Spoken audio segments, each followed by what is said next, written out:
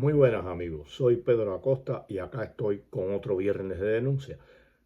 Hoy vamos a hablar de la hipocresía y de los hipócritas que están al frente o han estado al frente de la dictadura cubana a través de todos estos años, pero hoy nos centraremos en los que actualmente están al frente, supuestamente, del país, al frente del partido y del gobierno cubano. Pero antes vamos a hacer una pequeña introducción. Recuérdense cuando en los años finales, en 2016, 2017, cuando Obama tomó un grupo de medidas como ningún presidente estadounidense había hecho, incluso abrió la embajada, dio posibilidades a los trabajadores por cuenta propia de hacer algunas cosas, o sea, hizo una apertura para Cuba, para la dictadura cubana en esencia, aunque él decía que lo dirigía hacia los cuentapropistas, pero incluso esto le costó a Obama que muchos lo consideren un traidor, pero bueno, él hablaba de que estaba dirigido hacia los emprendedores. Pues bien, en ese entonces, Bruno Rodríguez Parrilla todos los días salía cuestionando a Obama, criticando a Obama que había hecho poco, que tenía que hacer más. Yo pienso que Obama tenía que haber cortado todo en ese momento porque es un cinismo y una falta de respeto que tú me estés cuestionando diariamente lo que yo hago como presidente, porque Obama como presidente no puede hacer como han hecho los presidentes en Cuba lo que les dé la gana. Obama, para eliminar un grupo de cuestiones, aunque estuviera en su interés desde el punto de vista del embargo, tenía que contar con el Congreso, cosa que no sucede en Cuba. Todo lo que digan los dirigentes del país, los que han presidido, han estado al frente de la dictadura cubana, es respaldado por la Asamblea Nacional. Raúl no habló porque ¿qué iba a decir Raúl? Que poco le faltó para darle un beso a Obama cuando estuvo de visita acá, pero Bruno sí atacaba constantemente a Obama. Y bueno, ahora la OFAC, la Oficina del Control de Activos Extranjeros de los Estados Unidos, bajo el gobierno de Joe Biden, ha hecho algunos cambios en los cambios regulatorios que incluyen servicios para promover la libertad de acceso a Internet en la isla y brinda la posibilidad a empresarios independientes del sector privado en Cuba de abrir, mantener y utilizar de forma remota cuentas en bancos estadounidenses, según detalló el Departamento del Tesoro. Estas son las medidas fundamentales y los cambios fundamentales que ha hecho la OFAC con relación a Cuba, a la dictadura cubana.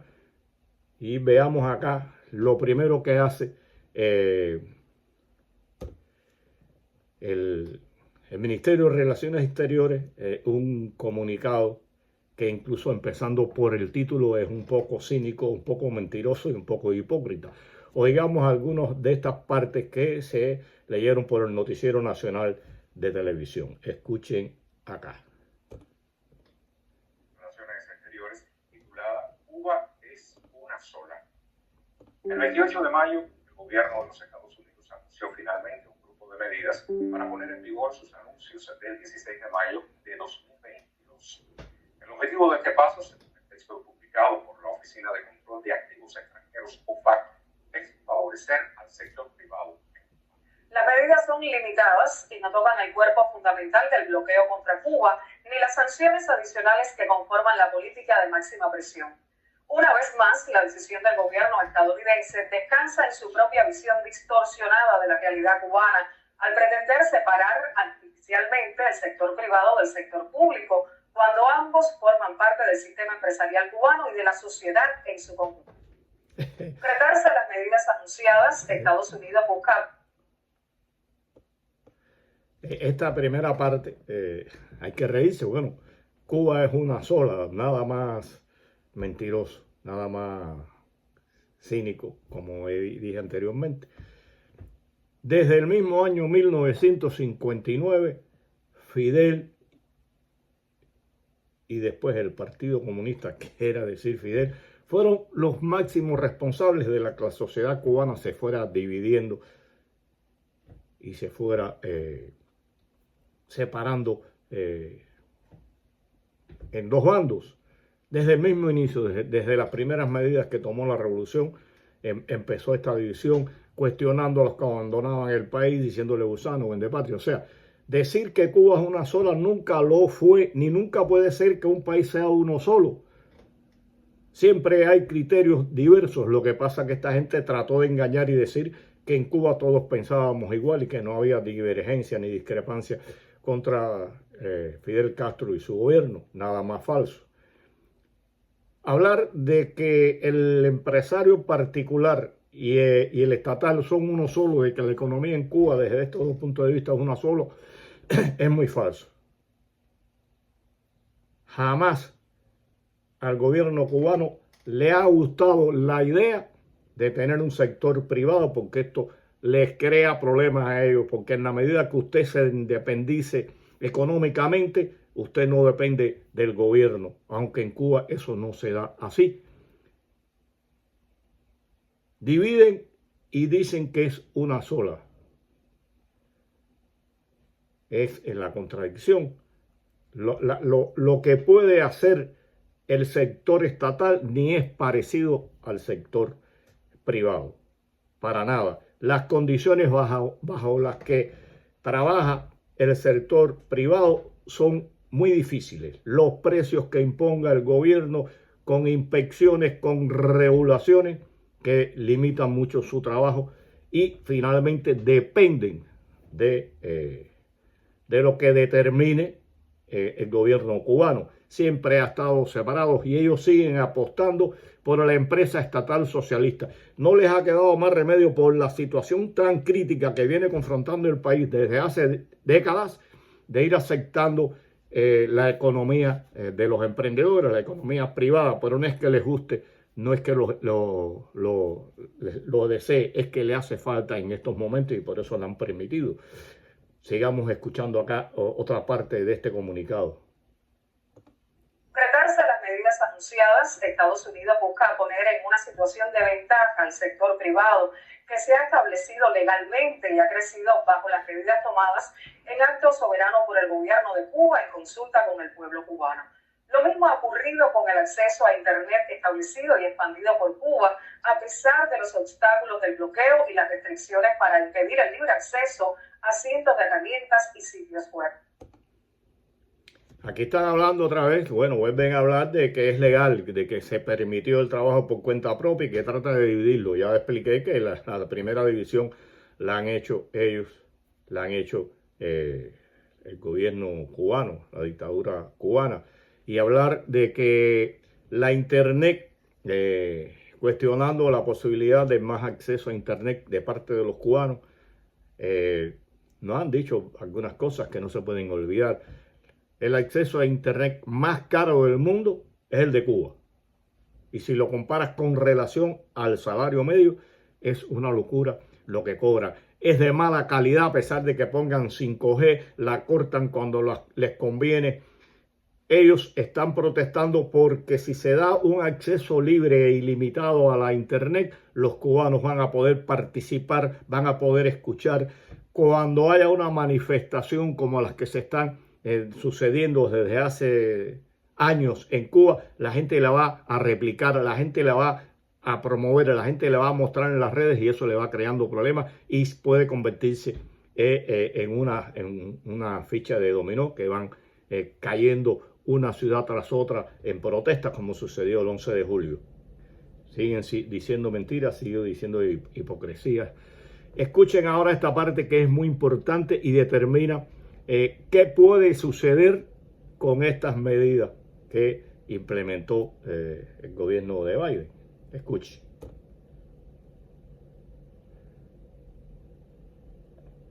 El gobierno cubano estudiará estas medidas y si no violan la legislación nacional y significan una apertura que beneficia a la población cubana, aunque solo sea un segmento, no obstaculizará su aplicación. O está diciendo que si no violan la legislación cubana, preocuparse por esto, un régimen que viola constantemente la legislación cubana, la constitución del país, ahora preocupada porque estas medidas de Biden a lo mejor violan la legislación cubana cuando ellos la cambian a su interés y la aplican a conveniencia y la burlan cuando les conviene.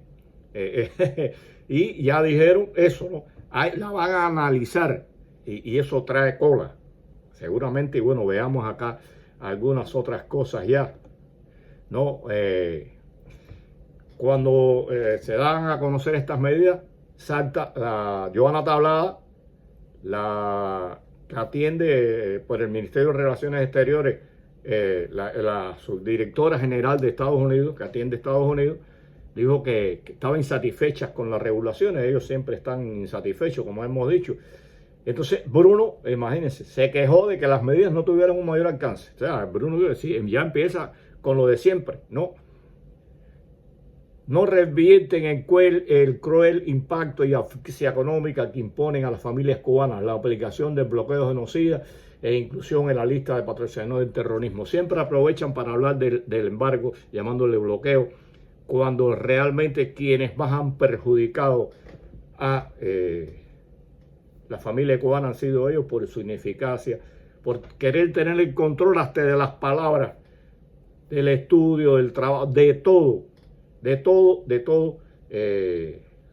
ellos. Y bueno, hablan en todo esto que tratan de beneficiar al sector privado y no a Cuba en general. Yo pienso que beneficiando al sector privado se benefician millones de personas, porque hay más de medio millón de trabajadores por cuenta propia que tienen sus familias. Y esto va a beneficiar en la medida en que se incremente la ayuda al sector privado, a los emprendedores cubanos, va a llegar a más familiares esto. Pero, ¿qué va a hablar de favorecer a un sector u otro, esta gente, cuando siempre han favorecido a la empresa estatal socialista, como yo dije? Pero incluso habla de crear división. Bueno, y da gracias. Usted no permite que los cubanos tengan acceso a determinados negocios ni con la ayuda de su familia acá en el exterior. No lo permiten. No permiten que los cubanos creen industria, construyan un hotel. Esas cosas están limitadas para el propio cubano. Sin embargo, usted beneficia a gobiernos extranjeros. Cualquier gobierno extranjero que quiera invertir en Cuba en cualquier rama de la economía, ustedes lo permiten. Sin embargo, a los cubanos, a la gente que vive allí, no se lo permiten. Entonces, ¿qué van a hablar de beneficiar y de crear división? Si usted ha creado división entre los cubanos y el resto del mundo, cuando le da la posibilidad al resto del mundo de invertir en Cuba, y a los cubanos, sus compatriotas, no se lo permite, bajo falsos pretextos del enriquecimiento, cuando ustedes, la cúpula del poder y las vacas sagradas que han acompañado durante décadas a este régimen, viven cual burgueses a costas del sacrificio y del sudor del pueblo cubano. ¿Qué van a hablar ustedes de preferencia y de que beneficia solo una parte de la población? Bueno, aunque tardó, saltó. Y bueno, también Bruno dice, como siempre, estas medidas persiguen crear divisiones entre la sociedad cubana. Ya hemos hablado de eso, las divisiones existen desde años y las crearon ustedes. Y bueno, habla de que financia operaciones de desinformación para responsabilizar al gobierno de Cuba de los daños provocados al pueblo durante 65 años. Sigue insistiendo en que se arman operaciones de desinformación que a los youtubers y a los que como yo brindan, hacen análisis, dan noticias de Cuba, estamos desinformando al pueblo y que estamos pagados y dirigidos por el gobierno de Estados Unidos. Nada más falso y nada más mentiroso. Lo que pasa es que realmente los youtubers, con sus pros y sus contras, y muchos que en las redes ponemos noticias y hacemos análisis, estamos dando a conocer al pueblo y al mundo la realidad y a dónde ha llevado la dictadura cubana al pueblo cubano a través de estos 65 años, al hambre, a la miseria, en todos los órdenes. Entonces, bueno, Díaz-Canel, aunque reaccionó tarde, Dice que es un diseño subversivo delineado en estrategias conocidas que contempla la manipulación y el empleo de este sector como potencial agente de cambio en el país. Bueno, es que el cambio lo quieren los cubanos. Hagan una encuesta, atrévense a permitir que empresas que hagan encuestas de este tipo, hagan una encuesta amplia en Cuba y vamos a ver qué % de cubanos desea que haya cambios potenciales desde la raíz, desde la base hasta la superestructura en la sociedad cubana, en Cuba. Vamos a ver cuántos quieren que hayan serios y profundos cambios en la economía, en la sociedad y en la política en Cuba.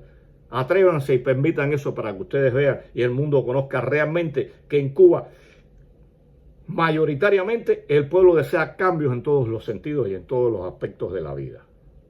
Y entonces habla de que, dice Díaz-Canel, que solo coincide nuestro pueblo evidencia su histórica intención de fracturar la unidad entre los cubanos.